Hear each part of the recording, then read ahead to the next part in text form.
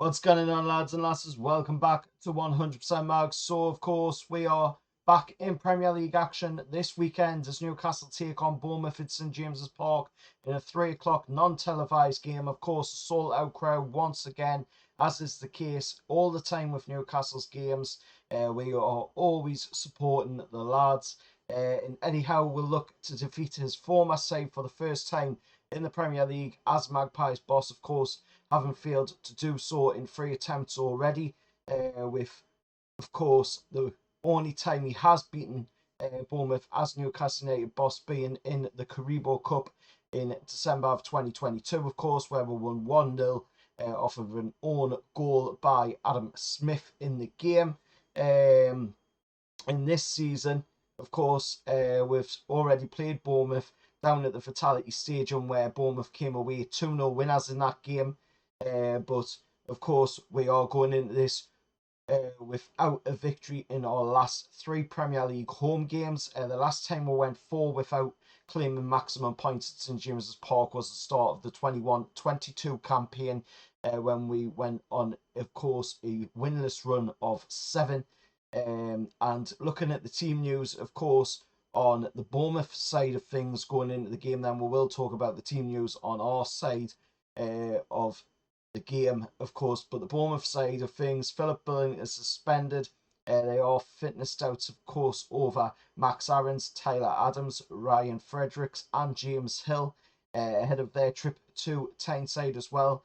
Arola's side were beaten 3-1 by Fulham on Saturday, extending their winless run in the Premier League to 5 games. The Spaniard has already occupied the away dugout at St James's Park, previously bringing his Rio Vallecano side, of course, or Rio Vallecano side to Tyneside for a friendly back in December of 2022, where, of course, Newcastle ran out 2-1 winners in the game. The Cherries, of course, have won 4 times on the road so far this season, notching up consecutive victories in November and December at Sheffield United 3-1, Crystal Palace 2-0, Man United 3-0, and Nottingham Forest 3-2. Draws came at Brentford 2-2 and West Ham 1-1, with the other 6 away games ending in defeat. They've scored at least once in all but one of their 14 League and Cup games so far this season.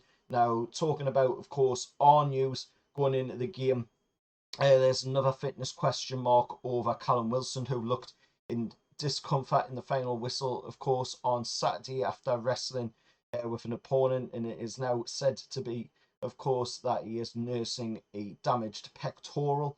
So hopefully, he gets over that pretty soon. Joe Willock and Elliot Anderson and Yaron returns, but it's unclear whether either of them will be involved in the game on Saturday. Jacob Murphy was on the bench at Forest, but unable to feature after picking up a calf injury during the warm-up. Presumably he'll be available against the Cherries, of course, on Saturday. Nick Pope and Joe Linton and Matt Target all remain out.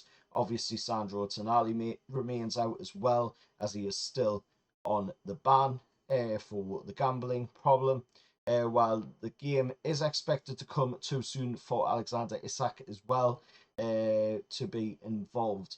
The threat of course, a 2-match Premier League suspension continues to hang over Bruno Guimaraes and Anthony Gordon. Bruno, of course, a little bit closer to that, of course, with him already being on 9 bookings. Anthony Gordon is 2 Premier League yellows away from suffering the same fate. Looking at the referee going into the game, it is going to be the rookie Michael Salisbury. The Preston Whistler is handling his first Newcastle match of the season, of course, as a referee. We've already had him on VAR this season, and a 4th involvement in total involving us in his career, where he's yet, of course, to ref a game where we have won.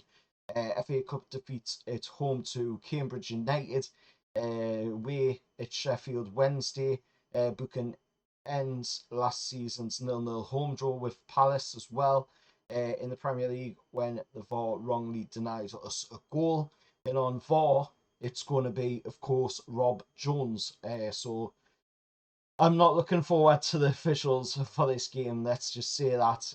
Looking at the last 5 times, of course, that the Cherries have played at St James's Park, and of course Newcastle have won 3, drew 1, and lost 1. The most recent win, of course, coming in that 22-23 League Cup 1-0 win against them. Of course, off of the own goal from Adam Smith.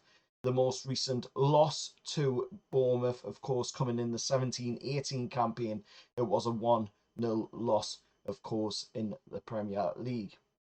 But let us know your thoughts, down in the comments below. Going into this game, what do you think this game's going to play out like? How do you think both teams will do in the game? Let us know that down in the comments below. I want to hear your thoughts, of course, going into this game. And I've got to say, with all of what I've just said there, of course, looking at where both teams are in the league, we've got 36 points out of 24 games and we're 7th in the league.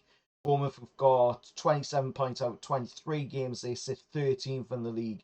We are 11 points away from 4th place. We are only 5 points behind Man United, who currently occupy 6th place. And of course, Bournemouth are sitting 13th in the league with 27 points.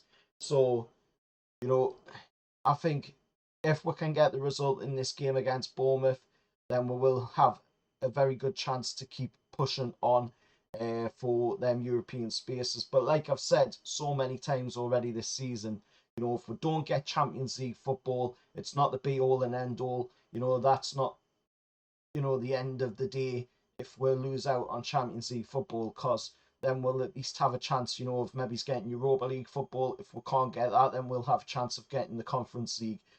All that matters is, at this moment, putting in the performances, getting the 3 points on the board, see where we can finish. Obviously, it would be nice to get Champions League football, but I don't know if it's going to be doable, to be honest, with the way this season has panned out.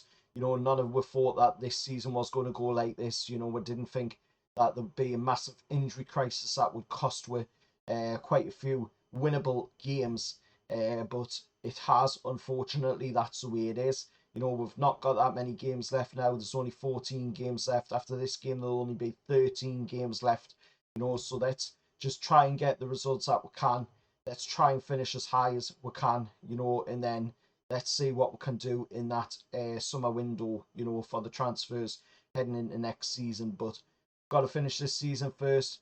If I had to choose a score prediction for this game against Bournemouth, then of course, looking at the previous results that we've had over the last 5 games, I'm going to go with a pretty decent 2-1 prediction for Newcastle to come away 2-1 winners in this game.